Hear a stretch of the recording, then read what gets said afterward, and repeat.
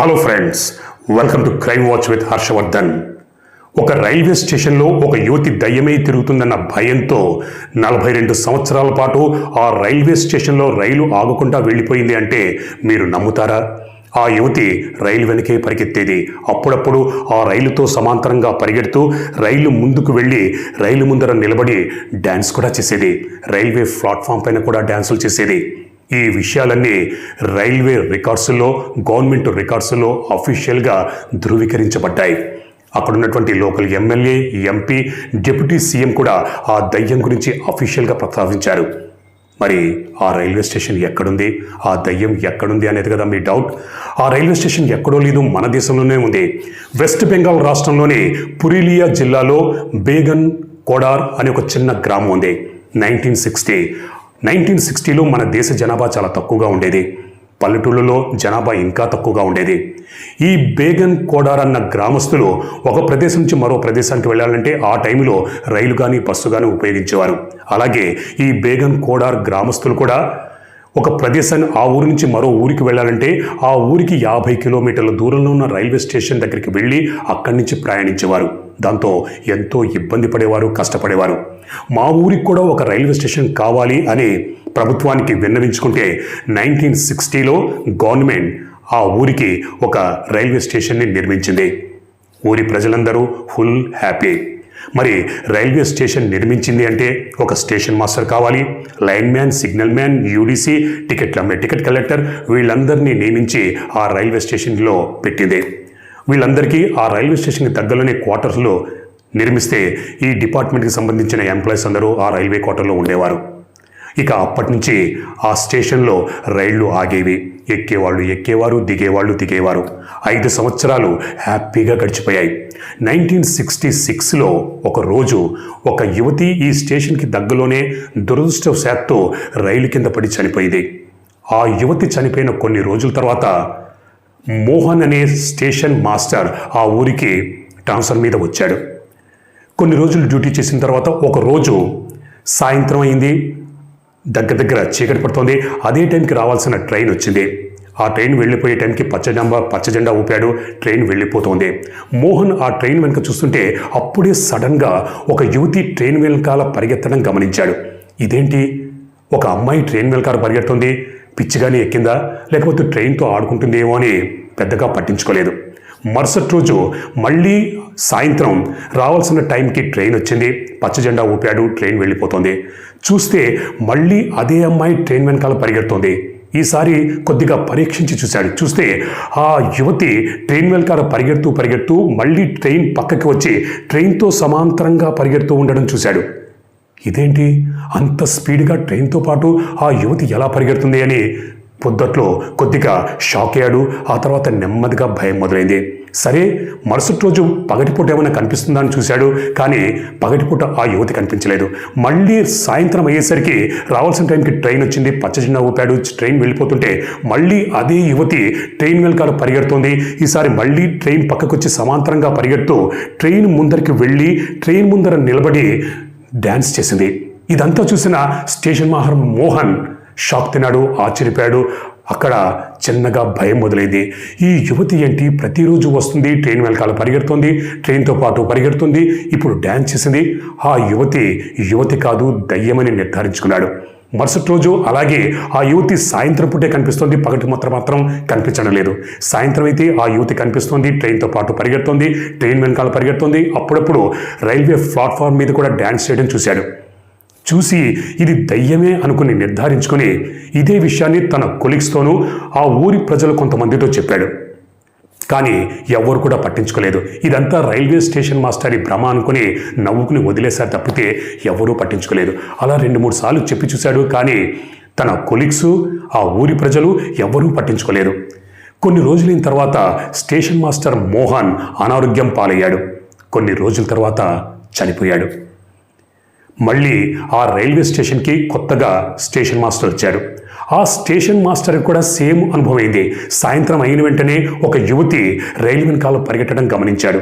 ఆ రైలు పక్కన పరిగెట్టడం, డ్యాన్సులు చేయడం ఇదంతా చూశాడు. చూసి భయం వేసింది.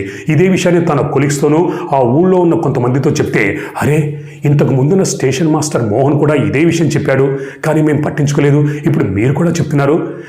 ఆ స్టేషన్ మాస్టర్ ఆ యువతిని చూసిన తర్వాత కొన్ని రోజులకి చనిపోయాడు అని చెప్పడంతో కొత్తగా వచ్చిన స్టేషన్ మాస్టర్ గుండెలో రాయిపడింది. అంటే ఆ దయ్యాన్ని చూసిన తర్వాత స్టేషన్ మాస్టర్ మోహన్ చనిపోయాడు. ఇప్పుడు నేను కూడా చూశాను, నేను కూడా చనిపోతానేమన్న భయంతో బతుకుంటే బలుసాకు తినొచ్చని, ఇక ఆ స్టేషన్లో పనిచేయడం నా వల్ల కాదని వేరే స్టేషన్కి ట్రాన్స్ఫర్ పెట్టుకుని పారిపోయాడు. ఇక అప్పటి నుంచి ఈ విషయం ఆ నోట ఈ నోట స్టేషన్లో పనిచేస్తున్న మిగతా కొలీగ్స్కి, ఆ ఊళ్ళో ఉన్న ప్రతి ఒక్కరికి తెలిసిందే. ఆ ఊళ్ళో ఉన్న కొంతమంది కూడా, అవును మేము కూడా చూసాం, ఆ యువతి రైలు వెనకాల పరిగెడుతూ ఉంది, అలాగే ప్లాట్ఫామ్ మీద చూశానని ఒకడంటే, ఇంకొకడు అరే నేను కూడా చూశాను అని మరొకడైతే ఆ రైల్వే స్టేషన్కి దగ్గరలో ఒక చెట్టు ఉంది, ఆ చెట్టు మీద కూర్చుని తలలూపుతుంది, ఇలా ఇలా అంటుందని మరొకడుకు చెప్పడం, ఇలా ప్రతి ఒక్కరు కూడా నేను చూశానని చెప్పడంతో ఇక్కడ రైల్వే డిపార్ట్మెంట్లో పనిచేస్తున్న సిగ్నల్ మ్యాను, లైన్ మ్యాన్ వీళ్ళు కూడా కొంతమంది మేము కూడా చూసాము రైలు వెనకాల పరిగెత్తడం అని ఒక్కొక్కరికి భయం వేసి నెమ్మదిగా ప్రతి ఒక్కరూ signal man, line man, UDC, టికెట్లు ఇచ్చే టికెట్ కలెక్టర్ వీళ్ళందరూ వేరే స్టేషన్కి ట్రాన్స్ఫర్ పెట్టుకుని అందరూ అక్కడి నుంచి పారిపోయారు. మరోపక్క ఈ విషయం ఊళ్ళో ప్రతి ఒక్కరికి తెలిసింది.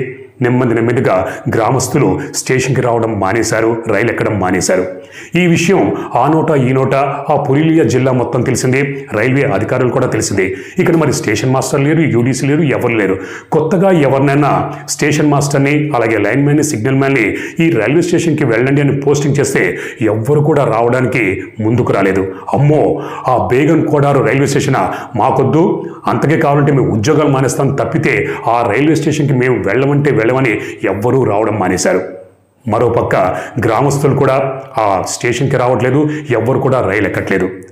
ఇక్కడ ఆ రైలు ఆగుతుంది కానీ ఎవ్వరూ ఎక్కట్లేదు, ఎవ్వరూ దిగట్లేదు. ఏంటని రైలు డ్రైవర్కి అనుమానం వచ్చి ఆరా తీస్తే, అరే బాబు ఇక్కడ ఒక దయ్యం ఉంది, సాయంత్రం అయిన వెంటనే ఆ దయ్యం మీ ట్రైన్ వెనకాల పరిగెడుతుంది, నీ ట్రైన్ పక్కన పరిగెడుతుంది అని చెప్తే ఆ రైలు డ్రైవర్ గుండెలో రాయి పడింది. అవునా అని ఈ విషయం మరో డ్రైవర్కి చెప్పాడు. అలా ఆ రూట్లో ప్రయాణిస్తున్న రైల్వే డ్రైవర్కి అందరికీ తెలిసిపోయింది. దాంతో ఎప్పుడైనా ఆ స్టేషన్ రావాల్సి వస్తే ఆ స్టేషన్ దగ్గర పడుతుందన్న టైంకి ఈ రైల్వే డ్రైవర్లు స్పీడ్ పెంచేవారు. ఒకవేళ 60లో ఉంటే ఆ రైల్వే స్టేషన్ సమీపిస్తుందనగానే 80కి పెంచేసేవారు, 80లో ఉంటే 100 చేసేవారు. అలాగే ఆ రైల్లో ప్రయాణిస్తున్న ప్రయాణికులు కూడా అప్పటిదాకా కిటికీలు తలుపులు తెరిచుంటే వాటినన్నింటినీ మూసేసి ఆ స్టేషన్ దాటే వరకు బిక్కుమంటూ రైల్లో భయంతో కూర్చునేవారు. స్టేషన్ దాటిపోయిన తర్వాత అమ్మయ్య అని ఊపిరి పీల్చుకునేవారు. ఇలా అక్కడ స్టేషన్ మాస్టర్ లేడు, పచ్చ జెండా ఊపే స్టేషన్ మాస్టర్ లేడు, రైల్వే మ్యాన్ లేడు, సిగ్నల్ మ్యాన్ లేడు, యూడీసీ లేడు, టికెట్ ఇచ్చే కలెక్టర్ లేడు. దాంతో అక్కడ గ్రామస్తులు కూడా ఆ స్టేషన్ ఉపయోగించుకోవట్లేదు, రైలు ఎక్కట్లేదు, దిగట్లేదు. దాంతో ఇక్కడ ఎందుకు ఆపాలి ఆ స్టేషన్ దగ్గర అని రైలు డ్రైవర్లు ఎవ్వరు కూడా ఆ స్టేషన్లో ఆపకుండా ముందుకు పోనిచ్చేవారు. ఈ విషయం గవర్నమెంట్కి తెలిసింది, రైల్వే డిపార్ట్మెంట్కి తెలిసి ఇక ఎవరు కూడా ఆ స్టేషన్కి వెళ్ళట్లేదు, ఏ ఎంప్లాయీ కూడా వెళ్ళడానికి రెడీగా లేడు. పైగా ఏ గ్రామస్తుల కోసమైతే ఆ స్టేషన్ ఏర్పాటు చేశామో ఆ గ్రామస్తులు ఆ స్టేషన్ ఉపయోగించుకోవట్లేదు, రైలు ఎక్కట్లేదు. దూరమైనా సరే 50 కిలోమీటర్ల దూరంలో ఉన్న మరో రైల్వే స్టేషన్కి వెళ్ళి అక్కడి నుంచి ప్రయాణిస్తున్నా తప్పితే ఈ రైల్వే స్టేషన్ ఉపయోగించుకోవట్లేదు. ఇక ఎందుకని 1967లో ఆ రైల్వే స్టేషన్ని మూసేస్తూ అదొక దయ్యాల స్టేషన్ అని అఫీషియల్గా రికార్డ్స్లో చెప్పారు. అలా అప్పటి నుంచి 1967 నుంచి ఆ రైల్వే స్టేషన్ మూతపడిపోయింది. సంవత్సరాలు గడిచాయి. 5 సంవత్సరాలు, 10 సంవత్సరాలు, 15, 20, 30, 40 సంవత్సరాలు గడిచిపోయాయి. ఆ ఊళ్ళో చిన్న పిల్లలుగా ఉన్నవాళ్ళు పెద్దవాళ్ళు అయిపోయారు. జ్ఞానం వచ్చింది. ఈ 40 సంవత్సరాల పాటు కష్టపడుతున్నారు, ఇబ్బంది పడుతున్నారు. 50 కిలోమీటర్ల దూరంలో ఉన్న మరో రైల్వే స్టేషన్కి వెళ్ళి ఎక్కుతున్నారు తప్పితే ఈ రైల్వే స్టేషన్ ఉపయోగించుకోవట్లేదు. ఇలా ఎంతకాలమని ఇబ్బంది పడాలి? జరిగింది ఏదో జరిగిపోయింది. మళ్ళీ ఈ రైల్వే స్టేషన్ని పునఃప్రారంభించాలని పెరిగి పెద్దవారైన కొంతమంది యువకులు ప్రభుత్వానికి విన్నవించుకున్నారు. అలాగే అక్కడ ఉన్నటువంటి స్థానిక ఎమ్మెల్యే, ఎంపీ కూడా మళ్ళీ ఈ రైల్వే స్టేషన్ని పునఃప్రారంభించాలని గవర్నమెంట్కి విజ్ఞప్తులు పంపించారు. ఇది ఆ నోట ఈ నోట మొత్తం కోల్కతా అంతా పాకిపోయింది. అందరికీ కూడా ఆ బేగన్ కోడారన్న రైల్వే స్టేషన్ దగ్గర సాయంత్రం అయితే దయ్యం తిరుగుతుంది అన్న వార్త గుప్పుమని కోల్కతా మొత్తం వ్యాప్తి చెందింది.